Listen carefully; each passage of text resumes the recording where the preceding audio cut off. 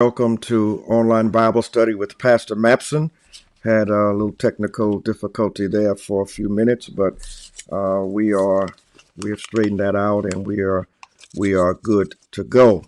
I do want us to remember to keep up with Monumental on our social media platforms. Facebook. You can follow us on Twitter and Instagram, and you can subscribe to our YouTube channel. Remember that there are three ways to give. You can give online. Well, really four ways. You can give online. Also, you can use your cell phone and text to give. All that information is available on our social media platform. With the number is 215-709-3898. You can also mail in your tithes and your offerings, and be reminded that for some reason the mail is very slow, and so be patient. You could mail something to the church, and there's no guarantee that it's going to get to the church in a reasonable amount of time, and so please be patient. Or you can bring your tithes and offerings to the church office any day during the week. Be reminded of Throwback Thursday, which is at 7 p.m. on Thursday evenings, and also Digging Deeper with Dr. Q on Sunday evenings at 7 p.m.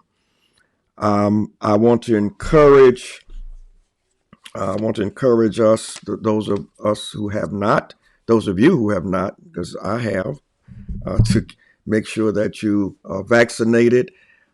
We had a very successful vaccination event at the church this past Saturday when over 80 people were vaccinated. Many of them were children, because now children ages 12 and over can be vaccinated. And there were many first timers who received their their second vaccination, but also many received their first, and they will be coming back in 3 weeks to get their second. We're thankful. Just think about where we would be as a people, as a nation, without this vaccine, and how many deaths would have just piled up and mounted up over the last few months if we did not have this. We thank God for it, and we thank the scientists and persons who have who spent many hours and hours and years of preparation so that they can bring to us these wonderful and miraculous remedies for our ills. And that certainly is one. We've never had experienced a time like we've experienced in the last 14 months. And so we do see much light now at the end of the tunnel, and the nation has begun to open up in many ways. Still, we must be careful. Still, we must use common sense. Still, we must monitor where we go and how many people we want to be around at one time. But all in all, we're thankful that we're moving in the right direction. So I want to urge you, if you have not, if you have fears, address the fears, get answers to your questions, but get answers from the right sources. And let's move the needle so that we can continue to get back to normalcy, at least a sense of normalcy, and whatever that means. But it'll be certainly better than we've experienced in the past 14 months. Sunday is the first Sunday, and it's Communion Sunday, so we want to be prepared to receive the Lord's Supper in our homes virtually on the first Sunday. The second Sunday in June, can you believe it, is Graduates Day. And we're still going to celebrate our graduates and celebrate education in morning our morning service, and then in an event in the parking lot at 1 o'clock in the Sunday afternoon. So we look forward to that. We also want to be in prayer for Deacon William Gordon, whose son was killed this past weekend, and certainly such a tragedy, and it's just the gun violence and the deaths from it are just um, you know we can almost become numb to it, instead of really, our hearts bleed, and we've got to find some ways to change this. This is just, anyway. We want to be in prayer for Deacon Gordon and his family. Um, I want to read a scripture, and the more I read it now, I remember we started reading this verse first Sunday in January, and things were bad, and uh, probably the worst that they had been during that January, February, until people started getting vaccinated, and now we can see the end. And so the scripture is this: and the ransom of the Lord shall return and come to Zion with singing. Everlasting joy shall be upon their heads. They shall obtain gladness and joy, and sorrow and sighing will flee away. Thank God that we are closer to the end than we are to the beginning. Now, what's exciting tonight is that we're beginning study of another church.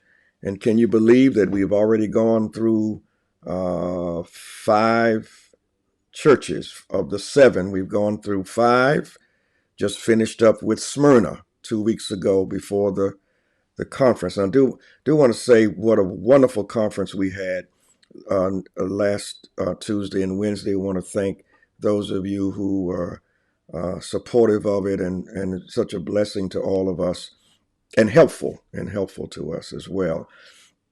And so we finished up with Smyrna 2 weeks ago, and as I mentioned, then we will begin. We're to begin tonight another city. So we have, after this one, we have one left, and guess which one it is. I think when I called the name, you will have heard the name before. Not the same city, but the name of Philadelphia, the church at Philadelphia.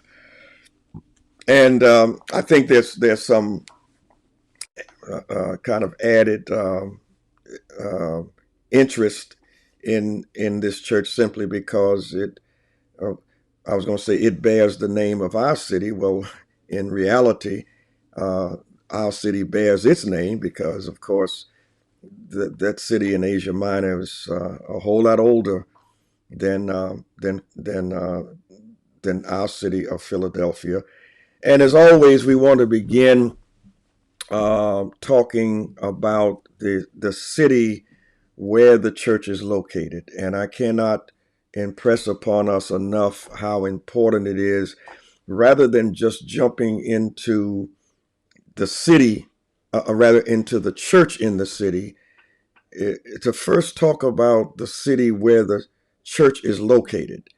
Um, every church is located in a place, whether it's a city or in some rural area, but it's a church is not located in a vacuum. It is located in a neighborhood, in a city, on a road, on a street, in the middle of a block, um, and therefore represents uh, the environment around it. It has, every church has a context, meaning that there are neighborhoods around it, and so every church is unique in the sense that there's no other church like it. Um, and so when we talk about uh, churches like in Smyrna and Thyatira and Pergamum, they were in cities, in specific places, and reflected the character and history of the city where the church was located. And so the same with the city of Philadelphia. Now, what's interesting is that our Philadelphia is one of the oldest cities in America. The church in Philadelphia in Asia Minor was one of the youngest in fact, it was the youngest of the seven churches and of the seven cities. Philadelphia was the youngest of those cities. I have my map, and I want to show us Philadelphia, and I want us to see how, in terms of location, and we've gone up and over Ephesus, Smyrna, Pergamum, and over to Thyatira, and remember Sardis we just finished, and look how close are Sardis and Philadelphia.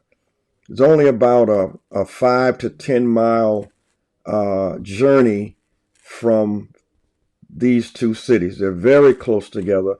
Many of the other cities are further apart, maybe 40, 50 miles, 60 miles, but Sardis and Philadelphia are very close. And the other thing that we recognize about the city of Philadelphia is, of course, its name. And this church was named by a Roman soldier named Attalus, and he named this city. Let me say that the naming of cities is very interesting, because many cities, even in cities in America and all over the world, are either they're named by a person or family that settles that area, that territory. And so people discovering uh, different parts of a country, and they settle in a certain area, and sometimes the area is named for the person who makes that discovery, or the person who settles in that area. Um, um, and then other times the cities are named after um, someone who perhaps was living there, someone who was of some fame or popularity, and the people of the city decide to give the city the name of that particular person. And so Philadelphia, of course, we know that our Philadelphia was named by William Penn, who was the founder of Pennsylvania, was given this land. Uh, well, the city of Philadelphia in Asia Minor was named, as I mentioned, by a Roman by the name of Attalus, and he and his brother were very close, and he named the city for his brother, because his brother's name was Eumenes. And so Attalus names this city in honor of this beloved brother. And so therefore the name Philadelphos, the name means one who loves his brother. Philadelphos, Greek. It means one who loves his brother, or brotherly love. And so you have the word philos, friendship, Adelphia, friend. So you have this combination of love and friendship, and city of one who loves his brother. That's how this Philadelphia received its name. And of course, our Philadelphia is also bears the same meaning, and we say it all the time: city of brotherly love, and we have added and sisterly affection that came from somewhere. Uh, Now, why was Philadelphia founded? It was founded to promote Greek language and Greek culture. And so remember, at this particular time, the Greeks were of great influence throughout the whole world, even throughout the Roman Empire. Greek language, Greek culture, Greek arts, all of that uh, defined the times. And so Philadelphia was founded to promote Greek culture and the Greek way of life. It was also known as a place where grapes grew because of the terrain, because of the geography. It was a large a producer of grapes, which, of course, grapes were used in the production of wine. The other characteristic of Philadelphia was that it, like Sardis, had experienced many earthquakes over the years. And I can only imagine, I guess we can only imagine, I guess those who live in California are better able to identify with this. But even Californians couldn't identify with with Philadelphia, cities like Philadelphia and Sardis, because of the frequency of these earthquakes and tremors. And so even after the earthquake, there were tremors just constantly all the time. And so the people lived as they did in Sardis, uh, with constant fear of the big one. When is the big one going to come?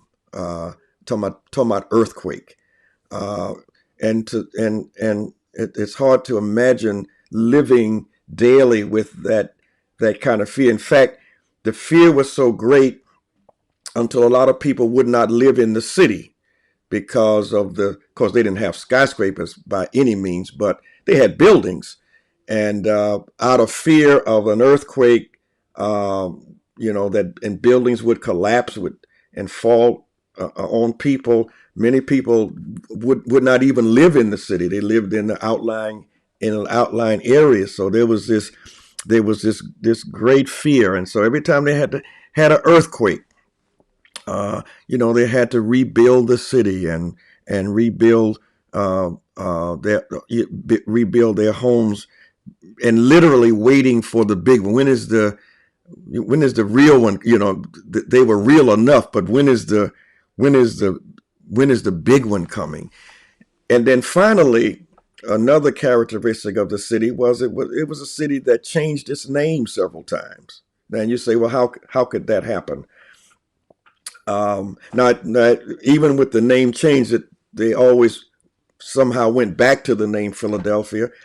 But sometimes a city would change names to honor an important person who perhaps did a lot for the city, and so Philadelphia went through several name changes. And it's also interesting, that of all of these ancient cities, only Philadelphia, uh, and I think Sardis, it's either Sardis or Smyrna. Only two of them remain, um, out of all of the centuries. Either destroyed through earthquakes or fire or a war. Um, you know, but just think about civilizations that have come and gone. And we talk. We can go back to the New Testament while I'm on this. Great civilizations, great nations like uh, Assyria, um, Babylon, um, Greece, Athens, um, Rome. And you can just go down through history and see these once great nations that were just reduced to nothing over the centuries. And I think there's a lesson there. I think um, there ought to be a sense of humility even today when we talk about how mighty and how strong our nation is and there are other nations. There was a time when England was the most powerful nation on the face of the earth, and England had territories and colonies all over the world. In fact, one of the sayings was the sun never sets on the British Empire, meaning that it was so vast and covered so much territory around the earth, around the world, that if the sun was rising here, uh, it had set someplace else, and by the time it would rise there, it would set someplace else. So there was never a time when the sun set on the Roman Empire, on the British Empire. But Britain is not the mighty nation that it once was. Actually, America became the strongest and the most powerful nation on the face of the earth. And we cannot assume that because we are that we will always be. And I think it is an indication that the world does not belong to America. And all of these nations that have been strong in their day, mighty in their day, great armies and navies, uh, they've lost their power, and they've been weakened over time. And so we cannot assume that because we are great now, that we will always be great. I think any nation that forgets God, says the Bible, shall be cast into hell. And so we uh, need to kind of think in terms of God is only God is from everlasting to everlasting.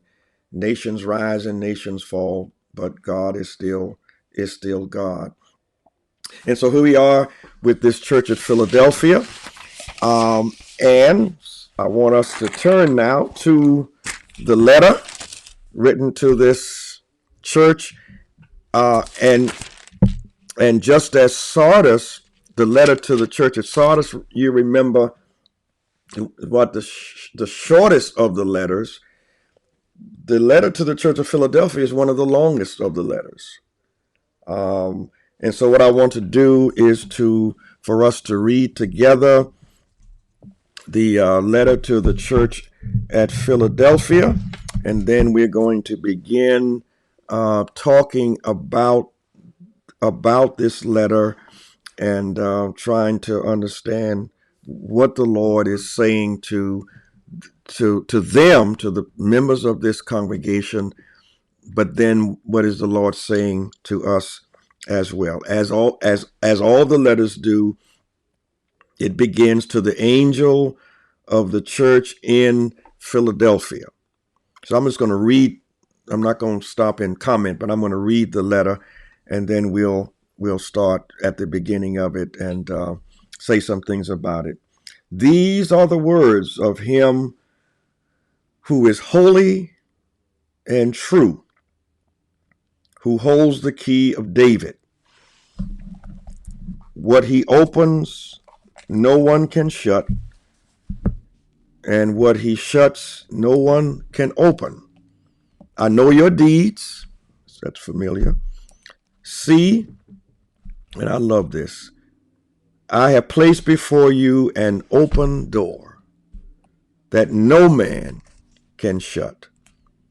I know that you have a little strength, yet you have kept my word and have not denied my name.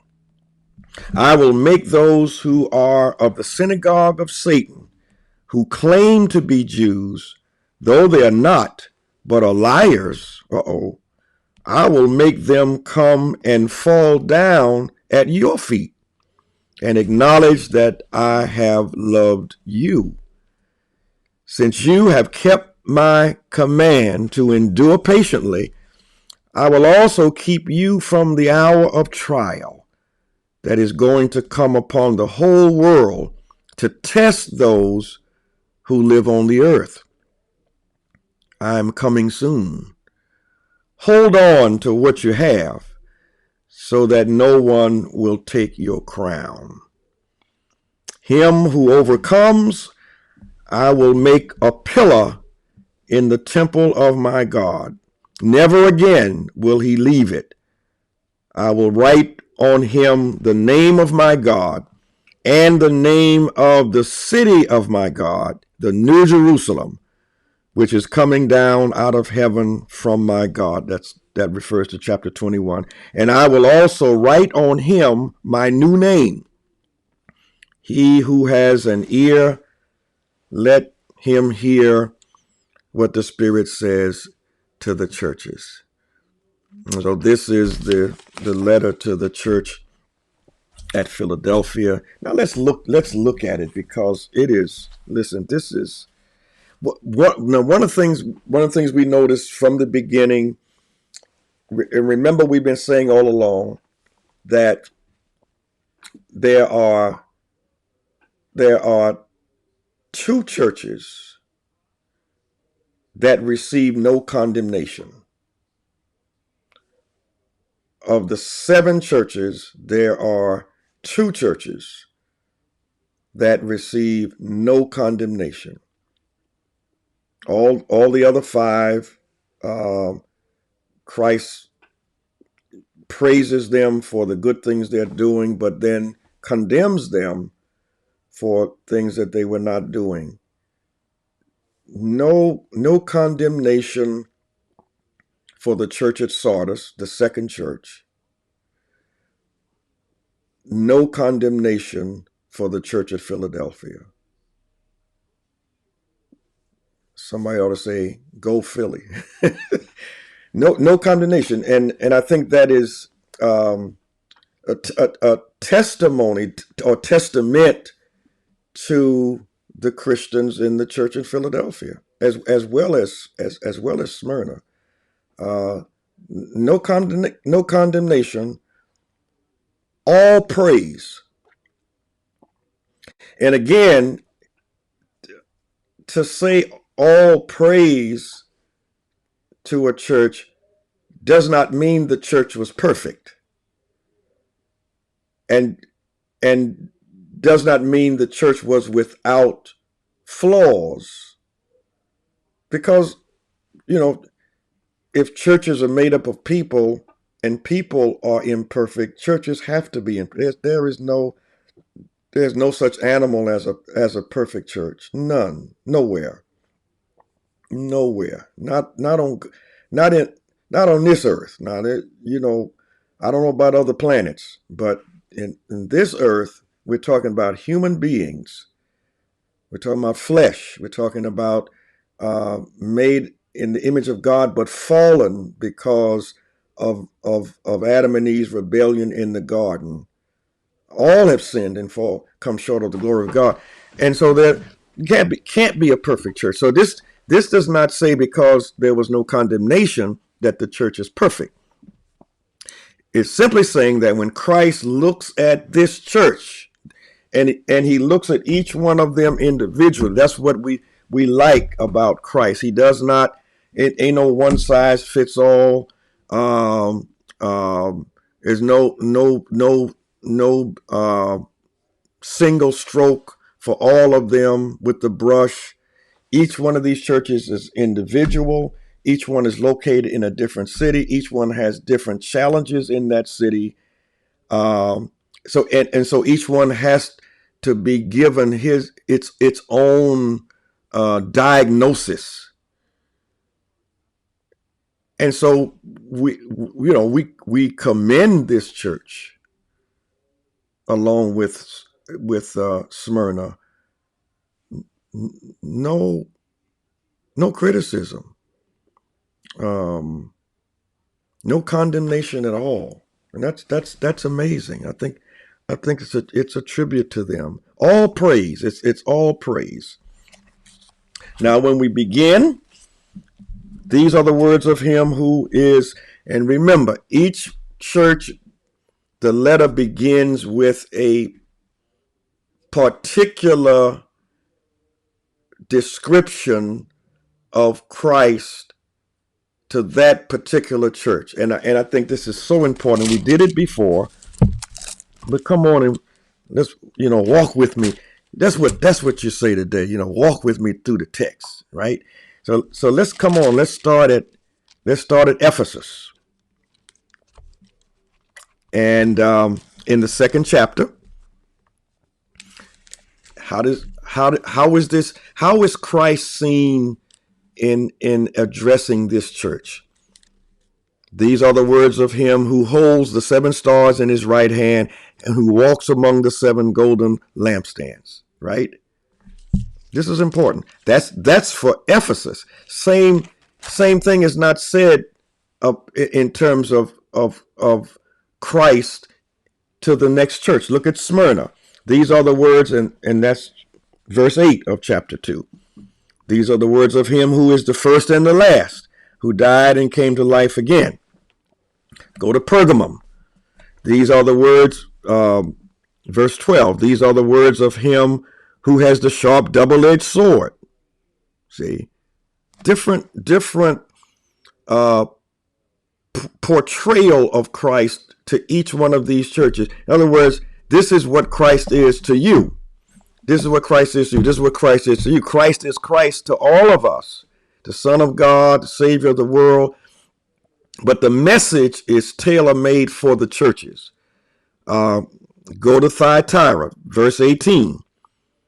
To the angel of the church in Thyatira write, these are the words of the Son of God, whose eyes are like blazing fire and whose feet are like burnished bronze. Different portrait of Christ. Go to Sardis, chapter 3. These are the words of him who holds the 7 spirits of God and the 7 stars. And then Philadelphia.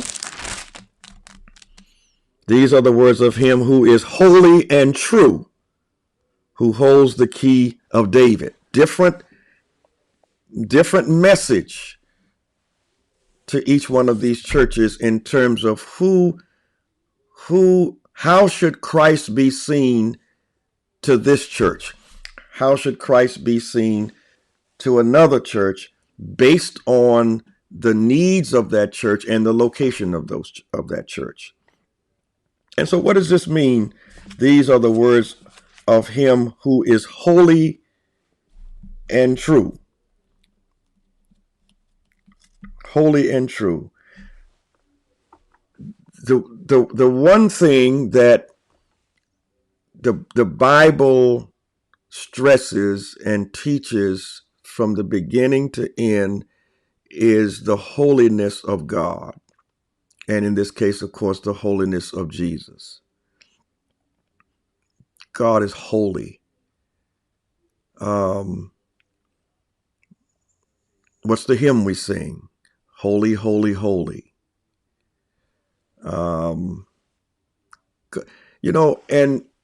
And I think when we as we have people have done in a modern culture, strip God of God's holiness, then we don't have God. God is a holy God, and the word holy, right, means separate. See, God is separate from us. God is creator. We are the creature.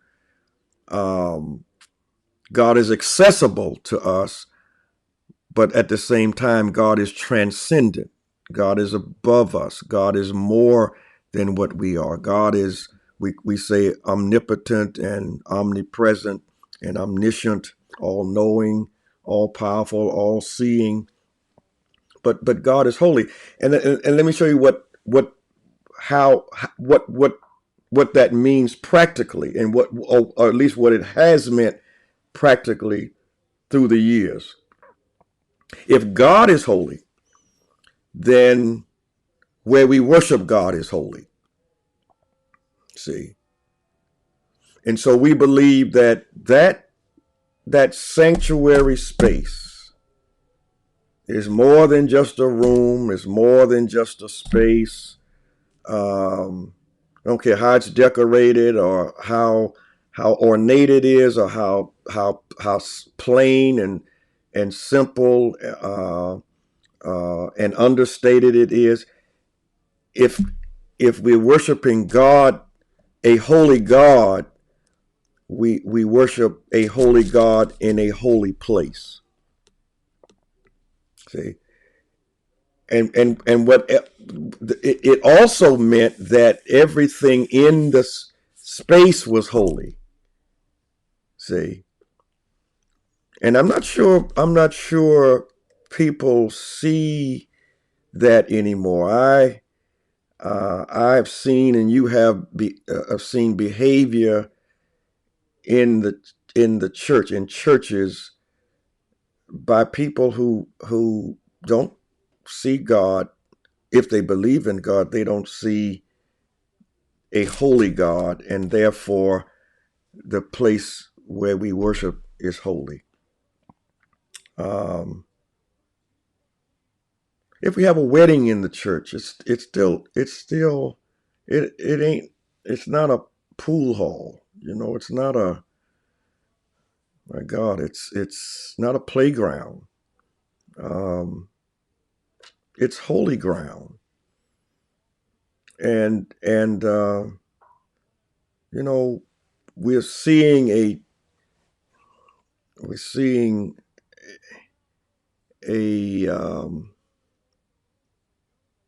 a lack of the holy in our culture today, even when it comes to the church. The grounds of the church were holy. The pulpit, didn't let children or anybody just walk up on the pulpit. The communion table was holy. You don't put anything on the communion table. The Bible is holy. You don't put the Bible on the floor. Vestments were holy. I mean, the vestments that the priests wore in the Old Testament were holy. The robes that preachers wear, the communion um, um, trays and all, you don't just throw them around and put them anywhere. They're set aside. It's there's a and I can't stress it enough, because I think that I think we're losing that. We would come There's a way to come into the presence of God. And I'm not suggesting, I'm not getting into this debate about what to wear and all of that kind of that, because sometimes that becomes a distraction. But I am saying, though, that there was a sense of coming before God's presence and in God's sanctuary a certain way. That's all I'm saying. There's a certain way. There was a certain decorum. Um, we didn't let our children run around the church and walk all over the pews. And I guess I need to move on from this, but it it's disturbing, because when the sense of holiness is who God is, and the places where God abides, particularly His sanctuary, is a holy place, and I grew up when a time when we didn't, and I'm always saying that, but I'll say it. We didn't. Boys didn't even wear hats in any building. Men you didn't wear your hat inside a building, not inside school. We couldn't wear your hat on in school, let alone the church. Couldn't wear a hat in the sanctuary. But we've lost that sense of the whole. It's just something that's automatic when I step into the church and walk through that deacon's room. I don't care what day it is. I could be by myself, but the hat comes off. It's just in me. But anyway, these are the words of him who is holy. God has remember the Sabbath day and keep it holy. Now, because if God is holy, then the day that God set aside for Israel to rest is holy. And of course, now for Christians, it is the first day of the week, which is Sunday, holy. Sunday's a holy day. And what have we done? My God, what have we done to Sunday? And of course, I'm not suggesting we stay in church all day Sunday, because we can't do that anyway. But even when we could, uh, but in terms of what activities do we do on Sunday that we can do another day of the week, so that Sunday, something ought to be different about Sunday than just going to church. Something. And our ancestors cooked on Saturday. All the cooking they could do, they did it on Saturday. They took baths on Saturday night. I mean, it was, and we may laugh at that, but there was this sense of preparation for Sunday, the Lord's Day, a holy day, and that's what got our people through, because that day was different from any other day in the week. In fact, it was only day for our ancestors, for many of them, only day they could dress up, on Sunday morning. And so this is how the letter begins. It begins, these are the words of him who is holy and true. Holy and true. So there are two titles that are given to Christ.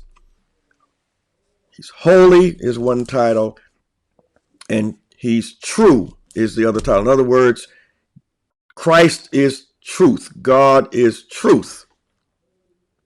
And I think one of the challenges we have today, of course, is people who won't believe the truth and prefer to believe, what is called the big lie. Know the truth, and the truth shall make you free, is what Jesus said. I mean, just that and truth is not relative. It's either it's true or it's not. And if it's true today, it was true yesterday. And if was true yesterday, it's true tomorrow. Truth doesn't change. Now, how we appropriate truth and understand it may change, but truth is truth. And what we're learning here in this one verse is two things about God that you can count on. God, that God is a holy God, and God is truth. If you want to know the truth is in God and is in his son, Jesus Christ. Jesus is the truth, see? And all the other religions, which I respect, and I respect people who adhere to any other religion. That's a choice. But the truth is in Christ. What did Jesus say? I am, come on, you ought to know this. I am the way, what? The truth and the life. Three things. I'm the way, the truth, and the life. No man a woman comes to the Father but by me. Now, that means one thing. That truth is found in Jesus. Grace and truth came through Jesus Christ, John says. Not through Islam, not through Confucianism, not through great religions, worldwide religions. They are They're religions that are built on great principles, but truth with a capital T is in Jesus Christ. See? And so this church is being told that these are the words of him who is holy and true, who holds the key of David. Who holds the key of David. So what's the key of David? Then we need to know who David was. And of course, David was the great king of Israel, led them to the greatest era of prosperity, led them to be a powerful nation. God gave his enemies into his hands. It was a time of prosperity. David was the greatest king in Israel's history, and Jesus comes from the house of David, meaning Jesus is a descendant of the Davidic line. And so whenever you see David mentioned, and there's a link with Christ because of the lineage. And so when we're told that Jesus is the one who holds the key of David, then what we're saying is that the key of David refers to the kingdom, David, the Davidic kingdom. And the key to that kingdom is Jesus Christ. See? Now, what's interesting about keys, and of course we know keys lock doors, unlock doors. Well, today you can have keys duplicated. Most of them. There's some that there's certain keys that, on the penalty of the law says that if they're so designated that you can't reproduce them. But most keys, you can take to the hardware store, to Lowe's or Home Depot, just about anywhere now. Some drugstore, some pharmacies, I think, and you can go in and you can make your own. You can have them made, or you can make your own keys. So you have duplicates, which means that more than one person has access. But in this particular time, it does not say keys. The key, one key, the person with the key to the palace, person with the key to the treasuries of the palace was an important person, because that person was only one who had access. And what we're hearing from this letter about Jesus is it is Jesus who holds the key of David. And then this part is what I like, and then we'll have to close. What he opens, my God, what he opens, no one can shut. Now, we've heard preachers, haven't we? He opens doors that no man can shut, shuts door. This is where it comes from. What he opens, no one can shut. What he shuts, no one can open. Why? Because he alone has access. He alone has the key. And you ain't getting in without somebody unlocking the door to get in. See? And that person is Christ. I want us quickly to turn to Isaiah. Again, it is so amazing to me how much of the Old Testament is influenced by how much of the New Testament is influenced by the Old Testament. It is also amazing to me how much of the book of Revelation is influenced by Old Testament passages. And here's one of them. Go to Isaiah with me, chapter 22, verse 22. Isaiah 22. I hope you have your Bibles when you're studying with us.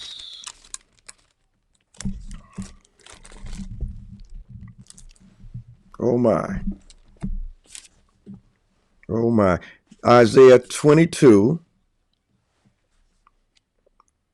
verse 22.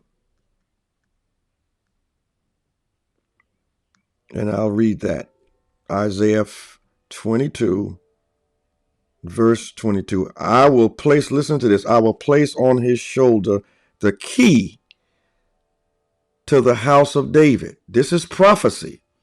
This is ancient prophecy. These words were prophesied centuries before the book of Revelation was written. I will place on his shoulder the key to the house of David and more. What he opens, no one can shut, and what he shuts, no one can open. My God, my God. And so here we turn to the book of Revelation, and we can tell that these words were inspired by the prophet Isaiah centuries earlier. What he opens, no one can shut, and what he shuts, no one can open. He's got the key, y'all. You know, I remember how I thought I was grown when I got a key to the house, and I thought I had it. I thought I had it made. I got a key. I was given a key because it said to me, um, you're you're grown, or at least growing into grown, and you're responsible enough. We trust you. That's you don't give your key to someone you don't trust and who's not responsible. Um, so we need to take that, and if you may have some keys out there that you may need to get back.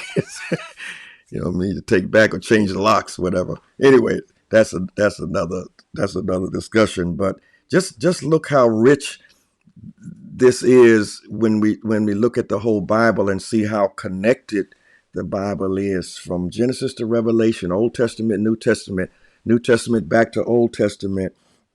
Uh, what he opens, meaning Christ, no one can shut, and what he shuts, no one can open.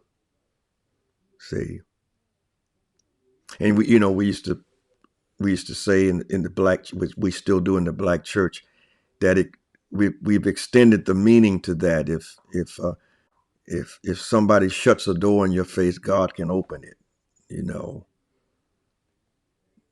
and if somebody opens the door in your face, God can shut it. That the power, the authority is the word, not just power, but the authority belongs to Christ.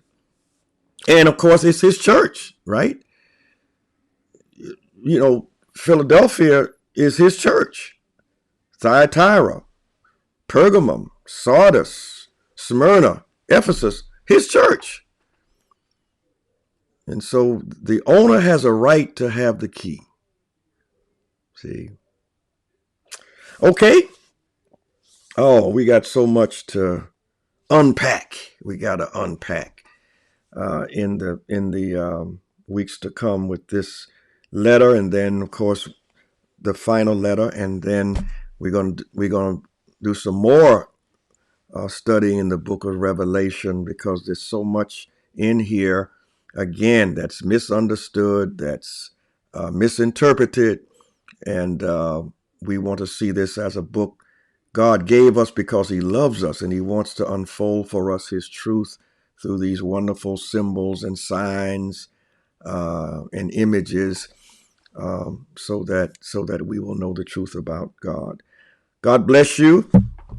And I hope that you're going to run over time a little bit. We hope that you will join us on Sunday worship at 10:15. And as I said, this is an exciting time to be alive.